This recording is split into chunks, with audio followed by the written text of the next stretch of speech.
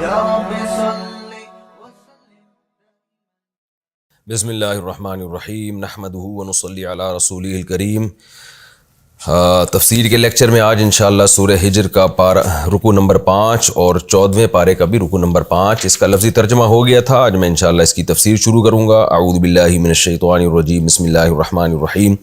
فلما آل لوط للمرسلون، پس جب لوط علیہ السلام کے آل یعنی ان کے گھر کی طرف آئے پیغمبر، مرسلون جن کو اللہ نے بھیجا تھا یعنی وہ فرشتے، قال انکم قوم منکرون، لوط علیہ السلام نے فرمایا تم ایک ایسی قوم ہو جو منکر ہو یعنی جانے پہچانے نہیں ہو، اجنبی لوگ ہو۔ قالوا بل جئناک بما كانوا فیہ یمترون، وہ فرشتے کہنے لگے نہیں، دیکھیں منکر کا مطلب یہ ہوتا ہے اجنبی لوگ ہو تو بظاہر ایسا لگتا ہے کوئی نقصان پہنچانے آئے ہو، تو اس کی نفی کی گئی بل کے ذریعے، نہیں ایسا نہیں ہے جیسا آپ سمجھ رہے ہیں، بلکہ ہم تو اس چیز کو لے کر آئے ہیں جس میں یہ لوگ شک کر رہے تھے۔ یہ آپ کی جو قوم ہے شک کرتی تھی کہ ہم پر عذاب آئے گا کہ نہیں آئے گا، تو ہم اس چیز کو لے کر آئے ہیں، یعنی اس عذاب کو لے کر آئے ہیں جس میں یہ شک کر رہے تھے۔ وَآتَيْنَاكَ بِالْحَقِّ، اور ہم حق کے ساتھ آپ کے پاس آئے ہیں، یعنی سچ کے ساتھ آئے ہیں، حق کے ساتھ آئے ہیں، یہ عذاب واقع ہوگا جیسا ہم کہہ رہے ہیں ایسا ہی ہے۔ وَإِنَّا لَصَادِقُونَ، اور بے شک ہم سچ کہہ رہے ہیں۔ فَأَسْرِ بِأَهْلِكَ بِقِطْعٍ مِّنَ اللَّيْلِ، بس آپ اپنے گھر والوں کو لے کر نکل جائیے رات کے قطع میں، قطع ٹکڑا، رات کے ایک حصے میں۔ وَاتَّبِعْ أَدْبَارَهُمْ، اور جو قوم آپ کے آگے آگے ہوگی یعنی آپ کے اہل و عیال جو آپ کے آگے آگے چلیں گے، آپ نے ان کے پیچھے پیچھے چلنا ہے،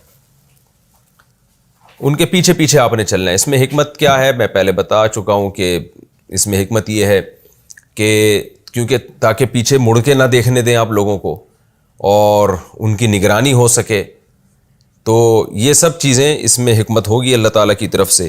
وَلَا يَلْتَفِتْ مِنْكُمْ أَحَدٌ، اور تم میں سے کوئی بھی پیچھے مڑے گا نہیں۔ وَامْضُوا حَيْثُ تُؤْمَرُونَ، اور تم سب چلتے رہو جیسا تمہیں حکم دیا جا رہا ہے، اسی طرح سے بس چلتے چلے جانا ہے۔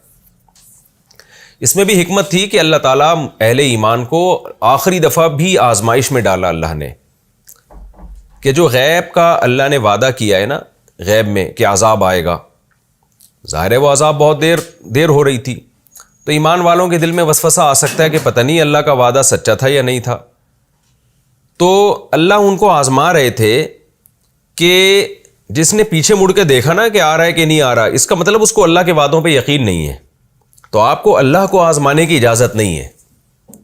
تبھی لوط علیہ السلام کی بیوی نے پیچھے مڑ کے دیکھا کہ دیکھوں کیا ہو رہا ہے، آ بھی رہا ہے کہ نہیں آ رہا عذاب، تو ایک پتھر اس کے بھی لگ گیا۔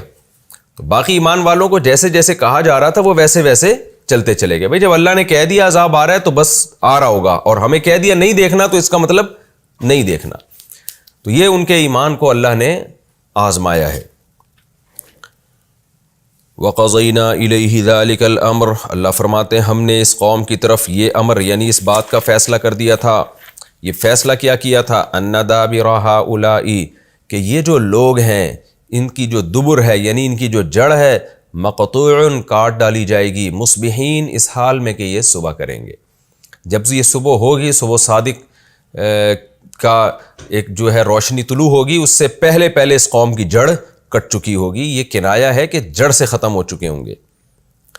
اب قرآن میں نے آپ سے عرض کیا، قرآن چونکہ واقعہ کو ایک تاریخی طور پہ بیان نہیں کرتا، تو اس لیے قرآن کے بیان کردہ واقعات میں بہت دفعہ ترتیب نہیں ہوتی۔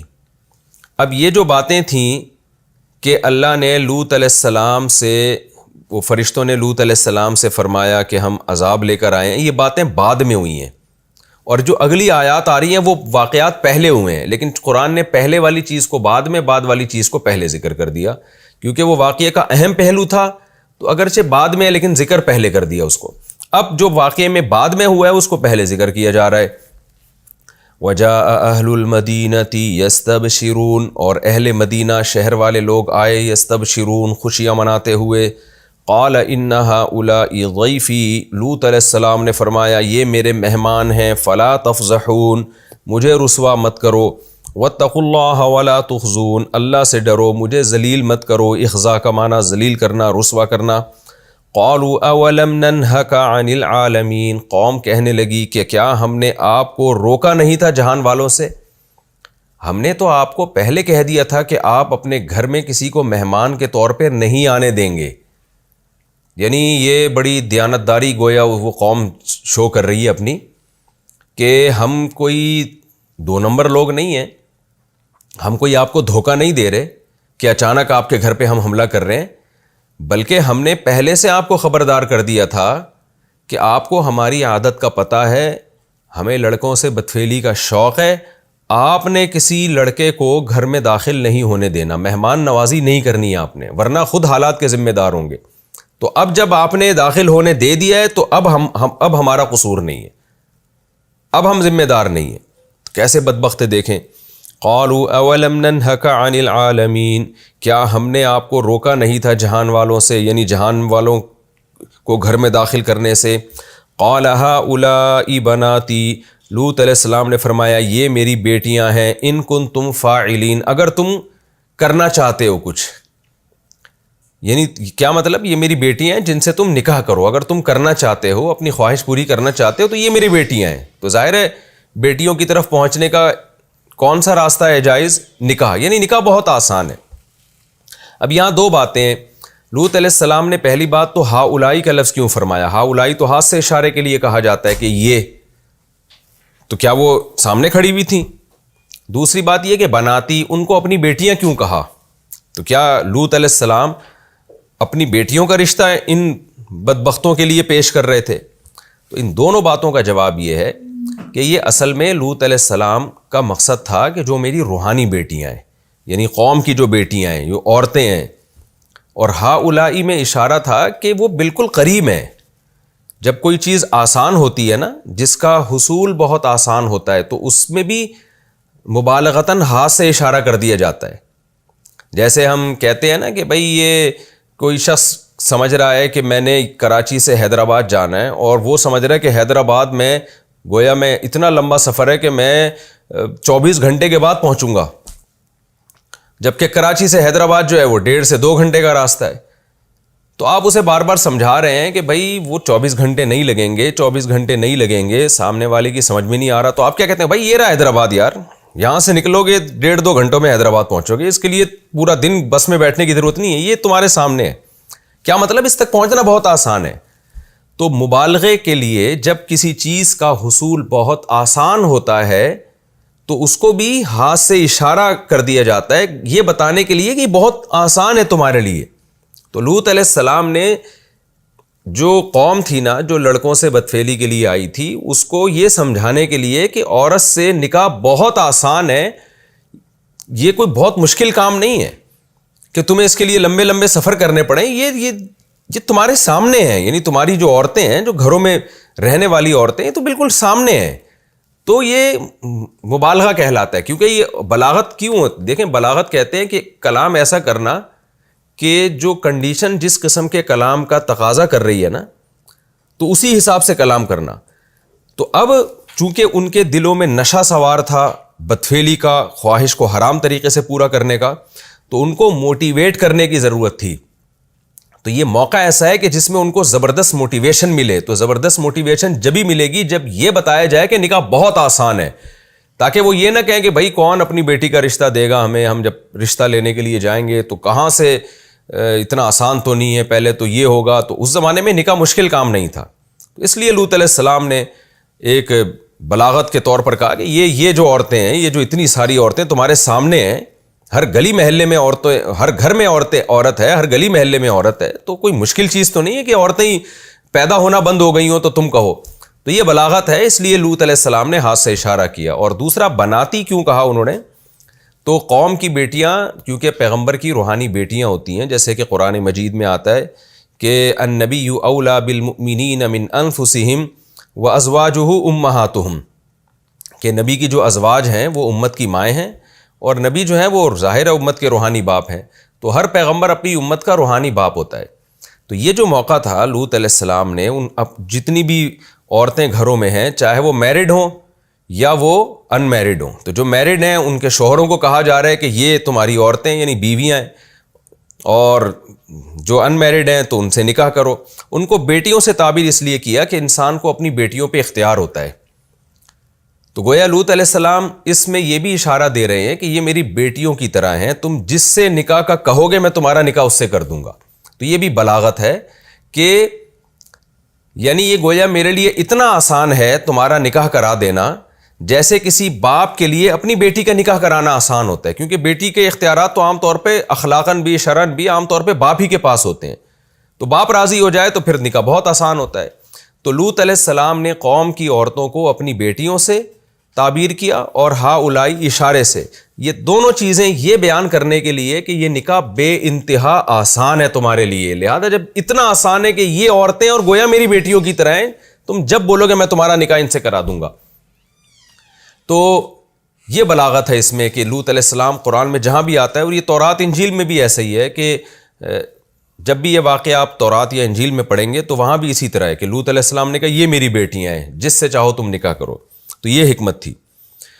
لعمرک انہم لفی سکرتہم یعمہون، قرآن کہتا ہے لعمرک، لام تاکید کے لیے، اے محمد صلی اللہ علیہ وسلم ہمیں آپ کی عمر کی قسم، آپ کی جان کی قسم، انہم لفی سکرتہم، بے شک لوط کی قوم، سکرتہم اپنے نشے میں، یعمہون مدہوش تھے، انہیں یہ کوئی ترغیبات سمجھ میں نہیں آ رہی تھی۔ اصولی طور پر تو جب کسی کے لیے نکاح مشکل ہو تو پھر یہ برائیاں کر رہا ہوتا ہے، تو اتنی ترغیبات کہ اتنا آسان ہے نکاح، اتنا آسان ہے، مگر وہ قوم مدہوش تھی نشے میں۔ فَأَخَذَتْهُمُ الصَّيْحَةُ، اللہ فرماتے ہیں ایک زوردار چیخ نے پکڑ لیا ان کو، مشرقین، اس حال میں کہ وہ صبح کر رہے تھے، یعنی صبح صادق، اشراق روشنی کو کہتے ہیں، تو یہاں صبح صادق کی روشنی مراد ہے۔ ایک زوردار چیخ نے پکڑ لیا، فَجَعَلْنَا عَالِيَهَا سَافِلَهَا، تو ہم نے کر دیا عالیہا، اس زمین کے اوپر کو، سافلہا، اس زمین کا نیچے کر دیا، الٹ دی ہم نے زمین، وَأَمْطَرْنَا عَلَيْهِمْ، اور برسائے ہم نے ان کے اوپر، حجارۃ من سجیل، کنکر کے پتھر۔ اب یا تو ایسا ہوا ہے کہ پہلے زمین الٹی ہے پھر ان کو مزید نشانات مٹانے کے لیے پتھر برسے ہیں، یا ایسا ہوا ہے کہ پتھر پہلے برسے ہیں، بظاہر ایسا ہی لگتا ہے کہ پہلے پتھروں سے مارا گیا ان کو، اور پھر ان کے نشانات ختم کرنے کے لیے زبردست زلزلہ آیا اور زمین کو الٹ دیا گیا۔ تو یہ جو دوسری تفسیر ہے اس پر اشکال ہوگا کہ اللہ تعالیٰ نے پہلے ذکر کیا زمین کے الٹنے کا، اس کے بعد ذکر کیا پتھر کا۔ تو میں نے بتایا کہ واو عربی میں جمع کرنے کے لیے آتا ہے کہ دو کام ہوئے ہیں، یہ بتانے کے لیے نہیں آتا کہ یہ پہلے ہوا ہے اور یہ بعد میں ہوا ہے، تو دونوں کام ہوئے ہیں، قطع نظر اس سے کہ پہلے کون سا ہوا۔ ان فی ذلک لآیات للمتوسمین، اللہ فرماتے ہیں اس میں عبرت حاصل کرنے والوں کے لیے بڑی بڑی نشانیاں ہیں۔ وَإِنَّهَا لَبِسَبِيلٍ مُقِيمٍ، اور بے شک یہ بستی ایک راستے میں ہے، مقیم، قائم سے، وہ راستہ بھی قائم ہے، یعنی استعمال میں ہے۔ وہ عرب جب جاتے تھے شام کی طرف تجارت کے لیے تو وہ راستے میں وہ قوم لوط علیہ السلام کی الٹی ہوئی بستیاں نظر آتی تھیں، اور آج بھی اس کے نشانات موجود ہیں۔ ان فی ذلک لآیۃ للمؤمنین، بے شک اس میں نشانی ہے ایمان لانے والوں کے لیے، جو چاہتا ہے کہ میں ایمان لے آؤں، اگر دلائل مجھے مل جائیں تو میں ایمان لے آؤں گا، تو اس کو اس میں نشانیاں نظر آئیں گی۔ وَإِن كَانَ أَصْحَابُ الْأَيْكَةِ لَظَالِمِينَ، ایکا عربی میں کہتے ہیں بن کو، وہ جو پانی کے بند باندھے ہوئے ہوتے ہیں نا بہت بڑے بڑے، تو اس سے مراد شعیب علیہ السلام کی قوم ہے۔ تو شعیب علیہ السلام کی قوم، وہاں بھی کوئی بند تھا اس قوم کے قریب، تو اس لیے ان کی قوم کو مدین سے بھی تعبیر کیا گیا ہے، اور جو قوم کا نام تھا مدین، اور اصحاب الایکہ سے بھی تعبیر کیا گیا ہے۔ اور بعض حضرات مفسرین کی رائے ہے کہ نہیں، یہ دو الگ الگ قومیں ہیں۔ شعیب علیہ السلام کی قوم، شعیب علیہ السلام کو جب مدین کی طرف بھیجا گیا، ناپ تول میں کمی کرتی تھی وہ قوم، جب اس کو ہلاک کیا گیا ہے تو پھر ایک دوسری قوم تھی جس کو اصحاب الایکہ کہا جاتا ہے پانی کے بند کی وجہ سے، تو یہ ایک الگ قوم تھی۔ دونوں اقوال ہیں مفسرین کے، اور یقینی طور پر کوئی کسی قول پہ بھی کوئی مضبوط دلیل نہیں ہے، تو دونوں احتمالات ہیں۔ فَانْتَقَمْنَا مِنْهُمْ، اللہ فرماتے ہیں ہم نے ان سب سے انتقام لیا۔ وَإِنَّهُمَا، اور لوط علیہ السلام کی قوم اور یہ جو اصحاب الایکہ، یہ دونوں قومیں لبی امام مبین، ایک واضح راستے پر ہیں۔ امام کہتے ہیں جو بھی جس کی اقتداء کی جائے، تو راستے کو بھی امام اس لیے کہا جاتا ہے کہ اس کو فالو کیا جاتا ہے، اس پہ چلا جاتا ہے۔ مبین کا مطلب واضح، واضح کا مطلب کیا ہے کہ عرب لوگ ان راستوں سے واقف تھے، تو اللہ نے یہاں لوط علیہ السلام کی قوم اور اصحاب الایکہ کا ذکر اس لیے کیا کہ یہ سب ایک ہی تجارتی راستے پر آتی ہیں یہ قومیں، تو اسی مناسبت سے اس کا بھی اللہ تعالیٰ نے تذکرہ کر دیا۔ یہ ہمارا رکوع کمپلیٹ ہوا، اب ہم اگلے رکوع کی طرف چلتے ہیں، اور وہ آخری رکوع ہے سورہ ہجر کا، اور سورہ ہجر کا رکوع نمبر 6 اور 14ویں پارے کا بھی رکوع نمبر 6، اور یہ سورہ ہجر کا آخری رکوع ہے۔ مختصر لفظی ترجمہ ہوگا مختصر گرامر کے ساتھ، پھر انشاءاللہ اس کی تفسیر ہوگی۔ وَلَقَدْ كَذَّبَ أَصْحَابُ الْحِجْرِ الْمُرْسَلِينَ، اور جھٹلایا اصحاب ہجر نے پیغمبروں کو۔ ہجر جو ہے یہ ایک مقام ہے جہاں پر صالح علیہ السلام کی قوم رہا کرتی تھی، جسے قوم ثمود کہا جاتا ہے، تو اس لیے قوم ثمود کو اصحاب الحجر بھی کہا جاتا ہے۔ وَآتَيْنَاهُمْ آيَاتِنَا، اور ہم نے ان کو اپنی نشانیاں دیں، فَكَانُوا عَنْهَا مُعْرِضِينَ، لیکن وہ ان نشانیوں سے اعراض کیا کرتے تھے۔ وَكَانُوا يَنْحِتُونَ، اور تراشا کرتے تھے، مِنَ الْجِبَالِ، پہاڑوں میں سے، بیوتاً، گھروں کو، آمینین، امن کے ساتھ۔ فَأَخَذَتْهُمُ الصَّيْحَةُ، پکڑ لیا ان کو ایک چیخ نے، مصبحین، اس حال میں کہ وہ صبح کر رہے تھے۔ فَمَا أَغْنَى عَنْهُمْ، پس کام نہیں آیا ان کے، ما کانوا یکسبون، وہ کچھ جو وہ کمایا کرتے تھے، جو پیسہ کما رہے تھے، جو اسباب اور وسائل تھے ان کے پاس، وہ کام نہیں آئے۔ وما خلقنا السماوات والارض، اور نہیں بنایا ہم نے آسمانوں کو اور زمین کو، وما بینہما، اور جو کچھ آسمانوں اور زمین کے درمیان ہے، الا بالحق، مگر حق کے ساتھ، کسی حکمت کے ساتھ۔ وَإِنَّ السَّاعَةَ لَآتِيَةٌ، اور بے شک قیامت جو ہے، لام تاکید کے لیے، آتیتن، آ کر رہے گی، وہ اس میں فاعل ہے نا، آ کر رہے گی۔ فَاصْفَحِ الصَّفْحَ، بس آپ اعراض کیجئے۔ صفح یصفح کا معنی ہوتا ہے کسی سے اعراض کرنا، منہ پھیر لینا۔ آپ اعراض کیجئے، الصفح الجمیل، عمدہ اعراض کرنا، جمیل جمال سے نکلا ہے، خوبصورت طریقے سے اعراض کرنا، یعنی ایسا اعراض کرنا جس میں انسان شکایت بھی نہ کرے اور اس میں شکوہ بھی نہ ہو، اور بس آپ اگلے کو ایسا اگنور کریں کہ اس میں ایسا بھی نہ ہو کہ، یعنی جیسے ہوتا ہے نا کہ اعراض کرنے کے بعد اگلا آپ سے پھر الجھ رہا ہوتا ہے کہ آپ نے مجھ سے اعراض کیوں کیا، تو پھر آپ اس کا جواب دے رہے ہوتے ہیں، یا آپ شکایت کر رہے ہوتے ہیں کہ مجھے کیوں حکم دیا جا رہا ہے اس طرح دوسرے سے اعراض کرنے کا۔ تو ایسا جمال والا اعراض ہونا چاہیے کہ جس میں کیا کہ نتیجہ میں وہ آپ کو تنگ نہ کریں۔ جیسے کوئی شخص آ کے بار بار تنگ کر رہا ہوتا ہے نا، ہم کہتے ہیں اس سے جان چھڑاؤ، آپ نے جان چھڑانے کا ایسا طریقہ اختیار کیا کہ اور زیادہ جان چھڑانا مشکل ہو گیا، اس کو دھکے دینا شروع کر دیا آپ نے۔ تو ایک ہم کہتے ہیں اچھے طریقے سے جان چھڑا لو، اچھے طریقے سے جان چھڑا لو، یعنی ایسا بھی نہ ہو کہ اس کے ساتھ بد کلامی ہو، بد تہذیبی ہو، اور ایسا بھی نہ ہو کہ اس کو آپ ٹائم دینا شروع کر دیں۔ تو اچھے طریقے سے جان چھڑائی جائے تاکہ واقعی میں جان چھوٹ جائے آپ کی۔ تو اللہ نے فرمایا کہ فَاصْفَحِ الصَّفْحَ الْجَمِيلَ، آپ عمدہ طریقے سے ان سے اعراض کریں۔ ان ربک، بے شک تیرا رب، هو الخلاق، خالق کا مبالغہ ہے، یہ بہترین خالق ہے، العلیم، اور جاننے والا ہے۔ وَلَقَدْ آتَيْنَاكَ، اور البتہ تحقیق ہم نے عطا کی آپ کو، سبعا من المثانی، مثنی عربی میں دگنے کو کہتے ہیں نا، فَانكِحُوا مَا طَابَ لَكُم مِّنَ النِّسَاءِ مثنی، دو دو، تو مثانی اس کی جمع آتی ہے۔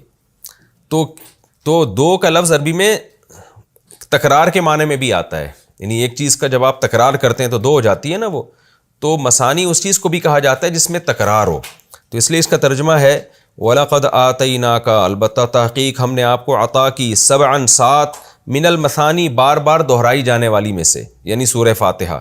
سورہ فاتحہ کی 7 آیتیں ہیں اور بار بار دہرائی جاتی ہے ہر نماز میں، تو اللہ فرماتے ہیں ہم نے آپ کو عطا کی ہے 7 آیتیں جو بار بار دہرائی جاتی ہیں، والقرآن العظیم، اور قرآن عظیم۔ لا تمدن، مد یمدو، کھینچنا، تمدن یہ نون تاکید کے لیے، آپ ہرگز نہ کھینچیں، عینیک، اپنی دونوں آنکھوں کو، الا ما، ان چیزوں کی طرف، متعنا بھی، جن چیزوں کے ذریعے ہم نے فائدہ پہنچایا ہے ان کو، اور وہ کیا چیزیں ہیں، ازواجم، متعنا بھی ازواجم منہم، کہ جن چیزوں کے ذریعے ہم نے ان کو فائدہ پہنچایا ہے، ازواجم منہم، ان میں سے مختلف قسموں کو، یعنی مختلف قسم کے لوگوں کو ہم نے، جو ان کو دنیا سے جو ہم نے فائدہ پہنچایا ہے، تو آپ اپنی نگاہوں کو ان کی طرف کھینچ کے، ان چیزوں کی طرف کھینچ کے نہ لے کے جائیں۔ تو مقصد کیا ہے کہ ان کی جو دنیا کا عیش و عشرت، ان میں مختلف لوگوں کو ہم نے دیا ہے، ازواجن کا معنی مختلف لوگوں کو، تو ان چیزوں کی طرف آپ توجہ نہ کریں، ان کی دنیا کو نہ دیکھیں آپ۔ ولا تحزن علیہم، اور آپ ان پر غمزدہ بھی نہ ہو کہ ایمان کیوں نہیں لاتے، واخفض جناحک، اور اپنے پروں کو، یعنی اپنے پر بھی سائڈ پہ ہوتے ہیں نا تو بازو کو بھی جناح کہا جاتا ہے، اپنے بازوؤں کو خفض یخفض جھکا کے رکھیے، للمؤمنین مومنین کے لیے، وقل، اور ان کافروں سے کہہ دیجئے، انی انا النذیر المبین، کہ بے شک میں ڈرانے والا ہوں واضح، کما انزلنا علی المقتسمین، جیسے کہ ہم نے نازل کیا تھا ان لوگوں پر جو تقسیم کرنے والے تھے۔ کیا مطلب؟ میں ڈرانے والا ہوں تم کو کس سے؟ عذاب سے۔ کیسا عذاب؟ جیسا کہ ہم نے نازل کیا تھا ڈرانے والوں پر۔ تو یہاں یہ جملہ محذوف ہے، یعنی عذاب سے ڈرانے والا ہوں۔ کون سا عذاب؟ بالکل اسی طرح کا عذاب جو ہم نے نازل کیا تھا تقسیم کرنے والوں پر۔ وہ کون تقسیم کرنے والے ہیں؟ الذین جعلوا القرآن عضین، کہ یہ وہ لوگ ہیں جنہوں نے قرآن کو بنا لیا عضین، ٹکڑے ٹکڑے، ٹکڑے ٹکڑے کر دیا، یعنی آسمانی کتابوں کو حصے کر دیے، جو اپنے موافق مضمون ہے اس کو لے لیا اور جو اپنے خلاف جا رہا ہے اس کو چھوڑ دیا، یہ مطلب ہے۔ الذین، یہ وہ لوگ ہیں جعلوا القرآن، جنہوں نے قرآن کو بنا دیا تھا عضین، ٹکڑے ٹکڑے۔ عضا اصل میں کہتے ہیں عضو سے نکلا ہے نا، عضو آپ کے پارٹس کو کہا جاتا ہے، تو عضین اس کی جمع، عظاتن کی جمع، عضو سے نکلا ہے، اس طرح سے یاد رہے گا آپ کو۔ تو یہاں قرآن سے یا تو قرآن مجید مراد ہے کہ انہوں نے قرآن کے بھی ٹکڑے کر دیے ہیں، یعنی قرآن میں بھی جو بات ان کو اپنے فائدے کی لگتی ہے وہ لے لیتے ہیں اور جو فائدے کی نہیں لگتی وہ چھوڑ دیتے ہیں۔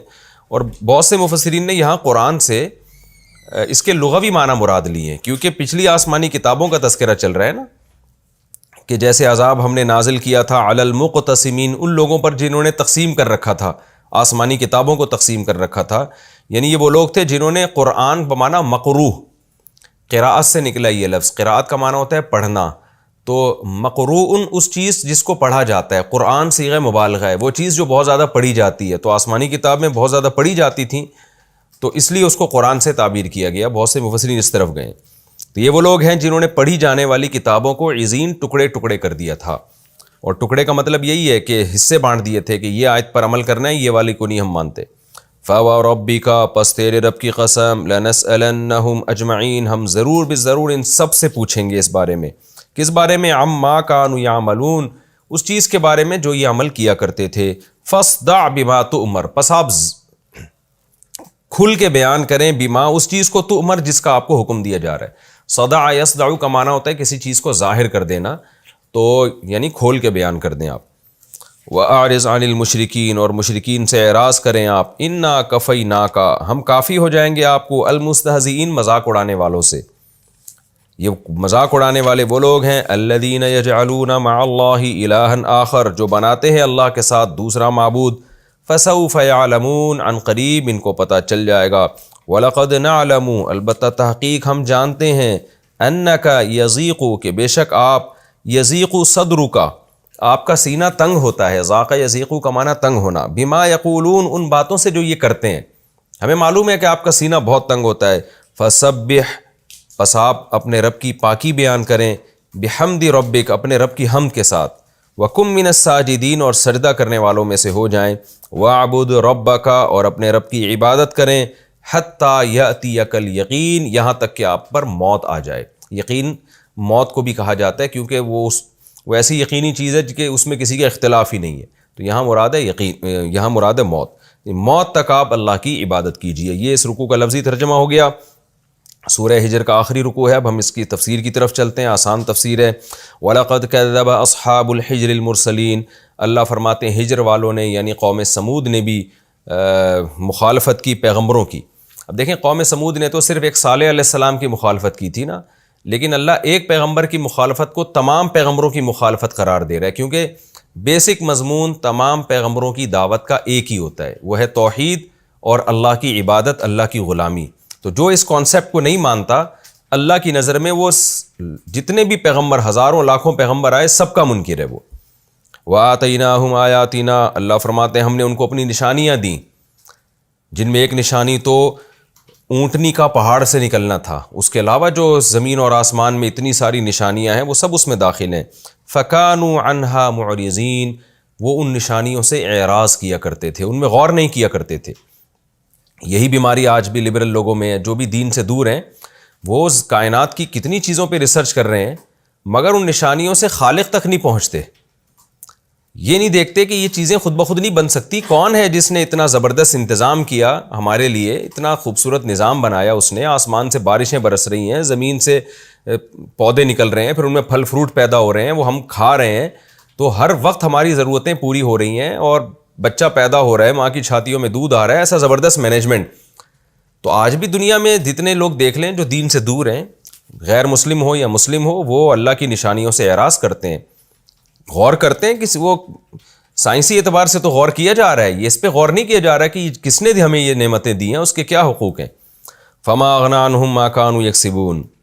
اللہ فرماتے ہیں جو کچھ انہوں نے کمایا تھا نا وہ ان کے کچھ بھی کام نہیں آیا. دو آیتیں رہ گئیں. وَكَانُوا يَنْحِتُونَ مِنَ الْجِبَالِ, اور وہ پہاڑوں کو تراشا کرتے تھے, بیوتن, کمرے بنا کے. بیت کمرے کو کہتے ہیں, یعنی گھر مراد ہیں, گھروں میں کمرے ہوتے ہیں نا, آمینین, امن کے ساتھ, بڑے تسلی کے ساتھ جو ہے پہاڑوں میں. یعنی ٹیکنالوجی میں ایسی ترقی کی انہوں نے, ہنر ایسا تھا ان کے پاس کہ چٹانوں کو تراش کے گھر بنا دیا کرتے تھے. تو اس کا مطلب یہ کہ اللہ کی نشانیوں میں اس طرح تو انہوں نے غور کیا تھا کہ ہمیں فائدہ کیسے ہو سکتا ہے, وہ والا غور نہیں کیا جس کا قرآن ان کو حکم دے رہا ہے. فَأَخَذَتْهُمُ الصَّيْحَةُ, اللہ فرماتے ہیں زوردار چیخ نے ان کو پکڑا, مصبحین, اس حال میں کہ وہ صبح کر رہے تھے, رات کو سوئے تو صبح کے وقت ان پر عذاب آیا. فما اغنی عنہم ما کانوا یکسبون, جو کچھ انہوں نے کمایا تھا وہ ان کے کام نہیں آیا. جو ترقی انہوں نے کی تھی, کیونکہ قرآن میں دوسرے مقام پر بھی ہے قوم عاد, قوم سمود کے بارے میں, کہ بہت ترقی کی تھی ان لوگوں نے. وما بلغوا معشار ما آتیناہم, قرآن اہل مکہ کو کہتا ہے تم ان کے 10ویں حصے کو بھی نہیں پہنچے ہو, اتنی ترقی کی تھی ان قوموں نے.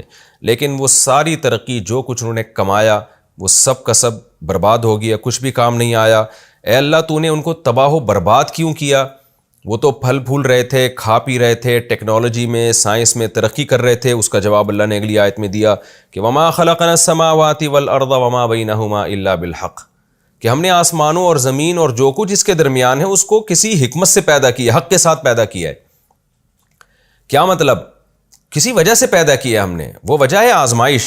یہ حکمت ہے اس میں کہ انسان ان نعمتوں کو دیکھ کر خدا کو یاد رکھتا ہے کہ نہیں رکھتا یاد. تو اگر ہم اس قوم کو تباہ نہ کرتے تو یہ اس کی علامت تھی کہ اللہ نے اس کائنات کو ایسے ہی پیدا کر دیا, بس پیدا کیا انسان کے لیے, اور انسان کو کوئی ٹاسک نہیں دی, وہ کھاؤ پیو موج مستی کرو اور مر جاؤ.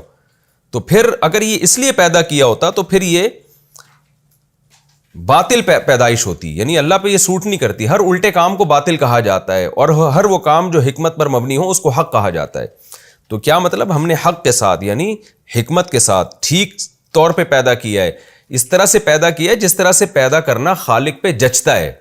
تو بلا وجہ پیدا کرنا یہ خالق پہ جچتا نہیں ہے کہ وہی کائنات بنا دے. تو ہم انسان کو آزمانا چاہتے تھے تاکہ نیک لوگوں کو ہم کامیاب کریں اور بروں کو ہم سزا دیں. وَإِنَّ السَّاعَةَ لَآتِيَةٌ, یہ اگلی آیت یعنی آیت کا اگلا جملہ بھی پچھلے جملے کا نتیجہ ہے کہ چونکہ ہم نے زمین اور آسمان کو کسی حکمت سے حق کے ساتھ پیدا کیا ہے, اور وہ جبھی ممکن ہے جب قیامت بھی قائم ہو اور لوگوں کو ان کے اعمال کا حساب و کتاب دیا جائے, ان کی جزا اور سزا کا نظام ہو. اور ظاہر عام طور پہ دنیا میں نہیں ہوتا. تو اس کائنات کے وجود سے یہ خود بخود ثابت ہو جاتا ہے کہ جس خدا نے پیدا کیا آزمانے کے لیے, اور آزمائش کا رزلٹ نکلے گا. لہذا اللہ نے جو قیامت کا دعویٰ کیا ہے وہ دعوے میں بھی اللہ سچا ہے. اس لیے قرآن نے اگلی آیت کے اگلے حصے میں یہ کہا کہ ما خلقنا السماوات والارض وما بینہما الا بالحق, ہم نے آسمانوں اور زمینوں کو حکمت کے ساتھ پیدا کیا ہے. وَإِنَّ السَّاعَةَ لَآتِيَةٌ, اور بے شک قیامت آ کر رہے گی, یہ ہو نہیں سکتا کہ قیامت نہ آئے. فَاصْفَحِ الصَّفْحَ الْجَمِيلَ, پس اے محمد آپ عمدہ طریقے سے ان سے اعراض کریں. کیا مطلب؟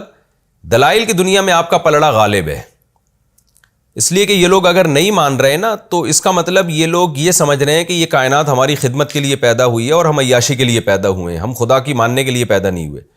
تو یہ انتہائی کمزور دلیل ہے. آپ کی جو دلیل ہے کہ آپ کی دلیل کیا ہے کہ اس کائنات کو کسی وجہ سے پیدا کیا گیا ہے, اور وہ ہے انسان کی آزمائش, اور آزمائش کے بعد اگر رزلٹ نہ ہو تو اس آزمائش کا کوئی فائدہ نہیں ہوتا, اور رزلٹ ہوگا قیامت کے دن. تو اس لیے وَإِنَّ السَّاعَةَ لَآتِيَةٌ, قیامت آ کر رہے گی. تو اب آپ دلائل کی دنیا میں جب آپ کا پلڑا غالب ہے اور یہ پھر بھی نہیں مان رہے تو آپ نے غم نہیں کرنا, بلکہ فَاصْفَحِ الصَّفْحَ الْجَمِيلَ, بہترین طریقے سے ان سے اعراض کرنا ہے. یہاں اعراض کرنے کا مطلب یہ نہیں کہ تبلیغ چھوڑ دینی ہے، وہ تو آگے آ رہا ہے کہ آپ نے اور اچھے طریقے سے تبلیغ کرنی ہے۔ اعراض کا مطلب یہ ہے کہ ان کی طرف سے جو مشکلات آ رہی ہیں، مخالفتیں ہو رہی ہیں، سزائیں مل رہی ہیں، تو انتقام نہیں لینا آپ نے، کیونکہ انتقام لیا تو مسلمان کمزور ہیں تو اور زیادہ مسلمانوں پر ظلم شروع ہو جائے گا۔ تو بس برداشت والی پالیسی اختیار کرنی ہے، اور ان کے الٹے سیدھے اعتراضات ہیں ان کا جواب نہیں دینا آپ نے، تو پازیٹیو وے میں آپ کام کرتے چلے جائیں، یہ مطلب ہے۔ ان ربک هو الخلاق العلیم، بے شک تیرا رب زبردست پیدا کرنے والا اور جاننے والا ہے۔ کیا مطلب؟ جس نے پیدا کیا ہے تو وہ تو زیادہ اچھا جانتا ہے نا، جیسے سورہ ملک میں الا یعلم من خلق، جس نے پیدا کیا وہ جانتا نہیں ہے کیا؟ تو ہم نے ان کو پیدا کیا تو ہم ان کے حالات سے بھی واقف ہیں، لہذا آپ جو غم لیتے ہیں نا کہ یہ ایمان کیوں نہیں قبول کر رہے، تو آپ یہ غم نہ لیں، ہم ان کے حالات کو آپ سے بہتر جانتے ہیں، ہمیں پتہ ہے کہ ہم نے کس کے ساتھ کیا معاملہ کرنا ہے۔ رہا یہ مسئلہ کہ پھر جب نبی تبلیغ کر رہے ہیں اور یہ مان بھی نہیں رہے تو غم تو بہرحال ہوتا ہے، تو اللہ نے اس غم کو دور کرنے کے دو طریقے بیان کیے، ایک تو اس آیت میں اور ایک اس رکوع کے آخر میں۔ پہلا طریقہ کیا ہے؟ وہ یہ ہے کہ ہم نے آپ کو روحانی نعمتیں بہت دی ہیں، ٹھیک ہے یہ نافرمان ہیں اور دنیاوی ترقی ان کے پاس بہت ہے، جیسے کہ آگے آیت میں آ رہا ہے، لیکن آپ کے پاس روحانی نعمتیں بہت ہیں۔ وہ روحانی نعمت کیا ہے؟ وَلَقَدْ آتَيْنَاكَ سَبْعًا مِّنَ الْمَثَانِي، البتہ تحقیق ہم نے آپ کو دی ہے 7 وہ آیتیں جو بار بار دہرائی جاتی ہیں، یعنی سورہ فاتحہ دی ہے ہم نے آپ کو۔ تو یہ اتنی بڑی نعمت ہے کہ کتنی خوبصورت صورت ہے نا سورہ فاتحہ، جس میں اللہ کی حمد و ثنا ہے، مالک یوم الدین، روز جزا کا مالک ہے، جس سے انسان کو دنیا کا مسافر خانہ ہونا سمجھ میں آتا ہے۔ ایاک نعبد، ہم تیری ہی عبادت کرتے ہیں، جس سے انسان کو یہ احساس ہوتا ہے کہ ہم تو اللہ کے غلام ہیں، تو جو کام ہمیں دے گا ہم تو وہ کریں گے۔ پھر اس میں یہ بتایا جا رہا ہے کہ انعام یافتہ لوگ کون ہیں؟ وہ لوگ ہیں جو اللہ اور اس کے رسول کی اطاعت کرتے ہیں، اور تباہ و برباد ہونے والے یہود و نصارہ ہیں جن پر اللہ کا غضب ہوا اور جو گمراہ ہو گئے۔ تو یہ آیت آپ کو، یہ صورت آپ کو تسلی دے گی۔ حدیث میں آتا ہے کہ اللہ تعالیٰ نے سورہ فاتحہ جیسی صورت کسی پیغمبر پہ نازل نہیں کی ہے، یعنی مضمون کے لحاظ سے، تسلی کے اعتبار سے، اور انسان کو اس کا مقصد واضح کرنے کے اعتبار سے، اس کا ویژن کلیئر کرنے کے اعتبار سے۔ تو اللہ تعالیٰ فرماتے ہیں ہم نے آپ کو یہ صورت دی ہے، والقرآن العظیم، اور قرآن عظیم۔ اب یا تو یہ واو تفسیر کے لیے، یعنی یہ سورہ فاتحہ ہی کی تفسیر کی جا رہی ہے کہ ہم نے آپ کو سورہ فاتحہ دی ہے اور قرآن عظیم، یعنی ایسی سورہ فاتحہ جو کہ قرآن عظیم ہے، اور یا پھر یہ کہ یہ عطف کے لیے کہ سورہ فاتحہ دی اور بقیہ قرآن بھی دیا ہے ہم نے آپ کو، تو یہ قرآن ان پر تھوڑی نازل ہو رہا ہے، یہ تو آپ پہ نازل ہو رہا ہے، تو آپ کی تسلی کے لیے یہ کافی ہے کہ ایسا قرآن کلام آپ پر نازل ہو رہا ہے جو آپ کو سیدھا راستہ دکھا رہا ہے۔ لا تمدن عینیک، لہذا جب ہم نے آپ کو یہ روحانی نعمتیں دی ہیں تو ان کی مادی ترقی کی طرف آپ کی نظریں نہیں جانی چاہیے۔ لا تمدن عینیک، آپ کی نظریں نہ کھنچیں، الی ما متعنا بہ، ان چیزوں کی طرف جن چیزوں کے ذریعے ہم نے ان کو دنیا کا ساز و سامان دیا ہے، عیش دیا ہے۔ ازواجا منہم، ان میں مختلف قسم کے لوگوں کو، کسی کے پاس مویشی زیادہ ہیں، کسی کے پاس پراپرٹی زیادہ ہے، کسی کے پاس جو ہے وہ اولاد زیادہ ہے، کسی کے پاس عزت زیادہ ہے، تو مختلف دنیا کی نعمتیں جو مختلف لوگوں کو ہم نے دی ہیں، آپ کی نظریں ان کی طرف نہ جائیں، آپ ان کی دنیا کو دیکھیں بھی نہیں آپ۔ ولا تحزن علیہم، اور ان پر غمزدہ بھی نہ ہو۔ غمزدہ کیا کہ اتنا کچھ اللہ نے دیا پھر بھی ایمان کیوں نہیں لے کر آ رہے، یہ غم آپ مت کریں، بلکہ آپ کی جو توجہ ہونی چاہیے، یعنی آپ کا جو شفقت کا معاملہ ہونا چاہیے، وہ ان لوگوں کے لیے ہونا چاہیے جو ایمان لا رہے ہیں۔ وَخْفِضْ جَنَاحَكَ لِلْمُؤْمِنِينَ، ایمان والوں کے لیے اپنے بازوؤں کو جھکا دیں۔ بازو جھکانا اصل میں کنایا ہے نرمی سے، تو آپ جو ایمان لے کر آ رہے ہیں ان کے ساتھ نرمی سے پیش آئیں، ان کو توجہ دیں، وہ آپ کی بات سنیں گے بھی، ان کو ہدایت بھی ملے گی۔ اور یہ جو ہٹ دھرم قسم کے لوگ ہیں ان کے ساتھ ان کو آپ نے اگنور کرنا ہے، اور ان کی تکلیفوں پہ آپ نے صبر کرنا ہے، اور ان کی دنیا کی عیش و مستی کی طرف آپ نے نظر اٹھا کے دیکھنا ہی نہیں ہے۔ تو ان کے ساتھ، غیر مسلموں کے ساتھ کیا کرنا ہے؟ قل انی نذر انا النذیر المبین، ان کو صاف بتا دیں کہ میں واضح طور پہ ڈرانے والا ہوں، یعنی میرا کام ہے اللہ کا پیغام تم تک پہنچا دینا، میں بتا کے جا رہا ہوں کہ تم پر اللہ کا عذاب آئے گا۔ کما انزلنا علی المقتسمین، ایسے ہی آئے گا جیسے پہلی امتوں پر آیا جنہوں نے اللہ کی کتابوں کو ٹکڑے ٹکڑے کر دیا تھا، جیسے یہود و نصارہ تھے کہ جو اپنے مطلب کی چیزیں تورات انجیل میں لے لیں، اور جو اپنی رائے کے خلاف جا رہی ہیں ان کو چھوڑ دیا، تو تم بھی یہی کر رہے ہو۔ اللہ کے احکامات میں سے جو تمہیں اچھے لگ رہے ہیں، جس میں تمہاری دنیا کا فائدہ ہے، وہ احکام لیتے ہو، جس میں فائدہ نہیں ہے ان احکام کو چھوڑ دیتے ہو۔ اور یہ وہ لوگ تھے جن پر عذاب آیا، الذین جعلوا القرآن عضین، جنہوں نے پڑھی جانے والی کتابوں کو ٹکڑے ٹکڑے کر دیا تھا، یعنی وہی آسمانی کتابوں کو۔ اور اس سے یہ بھی مراد ہو سکتا ہے کہ یہی ہیں وہ لوگ جنہوں نے قرآن کو بھی ٹکڑے ٹکڑے کر دیا ہے، یعنی اب یہ قرآن پر بھی ان پر جو ان کے فائدے میں جانے والی آیتیں ہیں اس کو تو مان رہے ہیں یہ لوگ، اس کو تو فالو بھی کر رہے ہیں، جو ان کے اگینسٹ جا رہی ہیں اس کو فالو نہیں کر رہے۔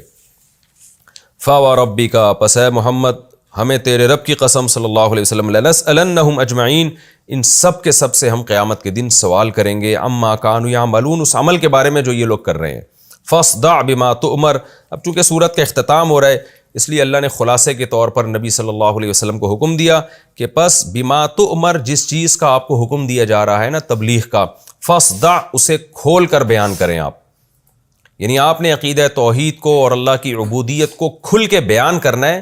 اور کس طرح سے کھل کے کہ بیان کرنا تو نہیں ترک کرنا آپ نے، لیکن ان کی تکلیفوں پہ صبر کرنا ہے اور ان کے بیہودہ اعتراضات کو نظر انداز کرنا ہے۔ وَأَعْرِضْ عَنِ الْمُشْرِكِينَ، اور مشرکین سے اعراض کرنا ہے، اسی مضمون کو دوبارہ دہرایا گیا۔ إِنَّا كَفَيْنَاكَ الْمُسْتَهْزِئِينَ، اور جو یہ آپ کو مذاق اڑائے چلے جا رہے ہیں آپ کی دعوت اور تبلیغ پر، تو یہ مذاق اڑانے والوں کو ہم کافی ہو جائیں گے، ہم ان سے خود انتقام لے لیں گے۔ الذین یجعلون مع اللہ الہا آخر، یہ مذاق اڑانے والے وہ لوگ ہیں جنہوں نے اللہ کے ساتھ ایک اور معبود تراش لیا ہے، اللہ کے علاوہ بھی معبود تراش لیے ہیں، تو اتنا بڑا جرم کیا، ہم ان کو کیسے چھوڑ دیں گے؟ فسوف یعلمون، عن قریب ان کو پتہ چل جائے گا۔